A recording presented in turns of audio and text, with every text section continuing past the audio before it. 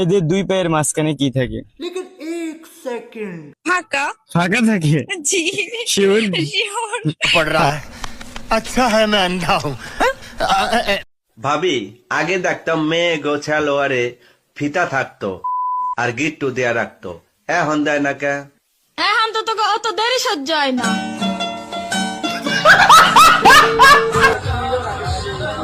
নিজের বিয়ার বয়সে ছোট ছোট ভাগ্নিদের বিয়ে খায় বেড়াচ্ছে, ভাব তো হবেই।